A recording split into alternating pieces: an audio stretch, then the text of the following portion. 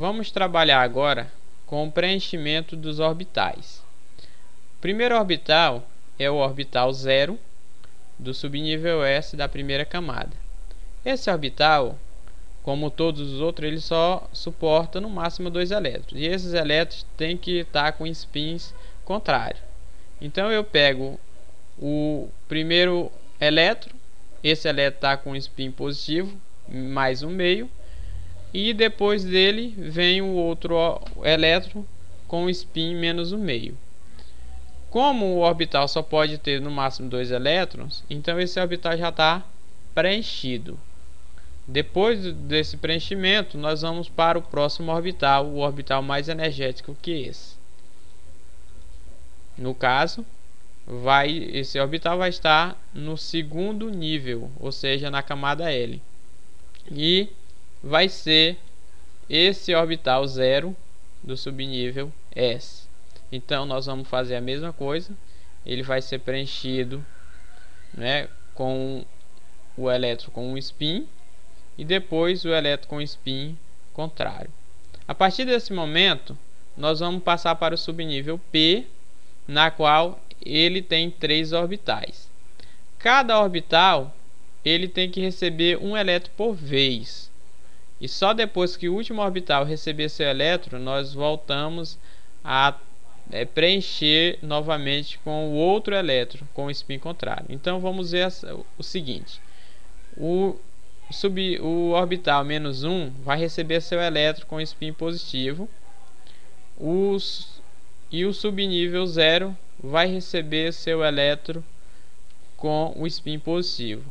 O menos 1 não pode receber o segundo elétron. Por quê? Porque eu tenho que preencher todos os orbitais, né, com o elétron do spin positivo, só para depois voltar novamente a colocar algum elétron, né, para completar os orbitais. Então você perceba que não existe elétron para o orbital mais 1. Por quê? Porque o carbono ele só tem 6 elétrons. 2 foram para a camada K, como vocês viram agora. Aí 2 para o subnível S da camada L. E aí eu tenho esses 2 que totaliza 6 elétrons. Se esse orbital ele não tem elétron, ele não existe. Porque o orbital, como nós já dissemos antes, é a região que tem a maior chance de se encontrar elétron. Então, se não tem elétron para ser encontrado, não tem orbital, não tem esse espaço. Então, nós estamos vendo a questão aí do preenchimento do átomo de carbono. Então, o átomo de carbono preenchido dessa forma, ele é um átomo no estado fundamental. E uma observação importante: o átomo só faz uma ligação se os seus orbitais estiverem semi-preenchidos. Então significa o quê? Que ele só pode fazer ligação covalente se ele tiver orbital com um elétron. Se os seus orbitais tiverem 2 elétrons ou não tiver nenhum elétron, ele não pode fazer ligação. Portanto, no estado fundamental, o átomo de carbono ele pode fazer no máximo 2 ligações.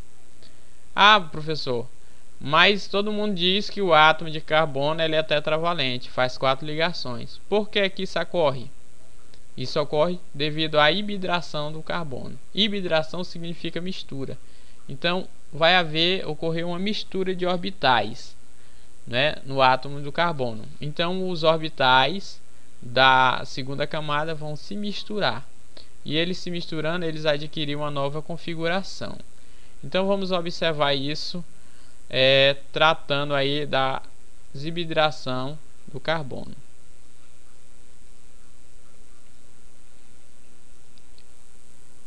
Existem 3 tipos de hibridações do carbono: a hibridação sp3, hibridação sp2 e hibridação sp, ou simplesmente o sp1.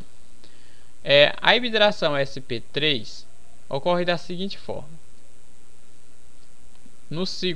na segunda camada, no segundo nível, no número quântico secundário L, nós temos a seguinte configuração: 2 subníveis.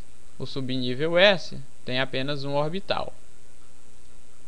O subnível P tem os 3 orbitais.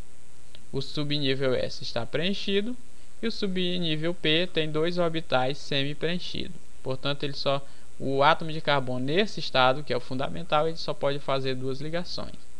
Mas o que é que vai acontecer? Acontece o seguinte fenômeno: o orbital 0 do subnível S vai ceder um elétron para o orbital vazio do subnível P, que nesse caso é o orbital mais 1. Então, o elétron ele passa do S para o P e troca o seu spin. O spin era, no caso, -1 e passa a ser mais 1/2. Menos 1/2 passa a ser mais 1/2. Essa questão de -1/2 mais 1/2 é só a convenção, né? Só para mostrar que o elétron gira num sentido e o outro elétron do orbital gira no outro sentido. Então, quando ocorre essa transferência de elétron, os subníveis SP eles se misturam. Esses 4 orbitais aqui, eles vão se misturar, e quando eles se misturam, eles vão se tornar cada um igual ao outro. Não vai ter diferença, né? E é o que nós vamos mostrar nesse momento agora. Observe essa configuração que está entrando. Aqui não existe orbital diferente do outro, todos são iguais. E aí nós temos os 4, e é como se fosse esses 4, como se fosse um igual ao outro. Na realidade eles são. E aí esses orbitais eles passam a ser chamados sp3. Então aqui eu tenho o orbital sp3, sp3, sp3 e sp3. Eu vou mostrar agora para vocês, através de uma videoanimação, como é que ocorre essa modificação de orbital na realidade. Como é que vai acontecer isso no átomo de carbono de forma tridimensional. Observamos aí os orbitais do átomo de carbono neutro, né? Todos eles são